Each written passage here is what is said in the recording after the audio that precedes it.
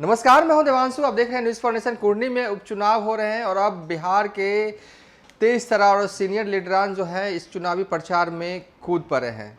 इसी कड़ी में तेजस्वी यादव जो है वो आज कुर्नी के लिए रवाना हुए और अपने प्रत्याशी या कहें कि अपने सहयोगी दल के प्रत्याशी के लिए खूब जमकर प्रचार कर रहे। इसी कड़ी में अब चिराग पासवान का भी कार्यक्रम जो है वो कुर्नी के लिए लग गया। इस वीडियो में हम बताएंगे चिराग पासवान कब जाएंगे कुर्नी। उससे पहले बता दें कि चिराग पासवान ने अपनी पूरी फौज जो है वो कुर्नी में उतार दी है। 25 लोगों की टीम जो है इस वक्त रवाना हो चुकी है कुर्नी चिराग पासवान के जाने से पहले। और के लिए उम्मीदवार के लिए चिराग पासवान की टीम जो है वो प्रचार करेगी और चिराग पासवान ही हूबहूब जिस तरीके से मोकामा में चिराग पासवान अंतिम समय में चुनाव प्रचार करने पहुंचे थे, ठीक उसी स्ट्रैटेजी के तहत कुर्नी भी अंतिम समय में जाएंगे चिराग पासवान। तो कब जाएंगे चिराग पासवान? जो जानकारी हमारे पास आ रही है उसके मुताबिक चुनावी प्रचार के आखिरी दिन यानी कि 3 दिसंबर को चिराग पासवान कुर्नी में होंगे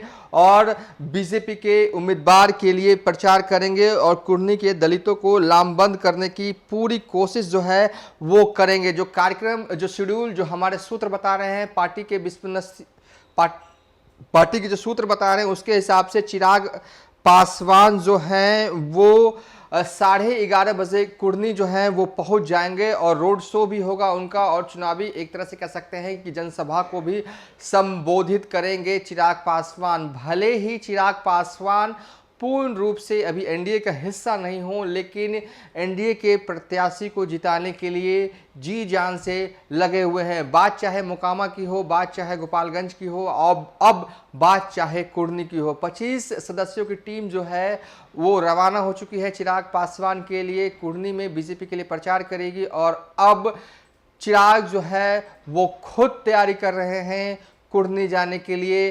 तमाम जो स्थिति और परिस्थिति है कुर्नी की उसको समझ रहे हैं। फिलहाल चिराग पासवान जो है वो पटना में ही जमे हुए हैं और 2-3 दिन तक लगातार पटना में ही जमा रहेंगे और लगातार पार्टी के नेताओं से 1-to-1 बात करेंगे, मुलाकात करेंगे और फिर 3 तारीख को सुबह में कुर्नी के लिए रवाना हो जाएंगे चिराग पासवान। कुर्नी में एक तरह से कह सकते हैं कि चुनावी प्रचार के आखिरी दिन भौकाल टाइट करने के लिए चिराग पासवान की एंट्री कुर्नी में हो रही है और 5 दिसंबर को चुनाव के लिए मतदान होंगे और 8 दिसंबर को चुनावी नतीजे आएंगे। नतीजे जो भी आए, लेकिन एक बार फिर चिराग पासवान जो है वो एनडीए के साथ दिख रहे हैं। भले ही पूर्ण रूप से वो एनडीए में नहीं आए हैं। आपको याद होगा हाल ही में उनके चाचा पशुपति पारस ने उनसे सवाल किया था कि आप लोग जाइए और चिराग से पूछिए क्या वो एनडीए का हिस्सा है। भले ही एनडीए का हिस्सा ना हो,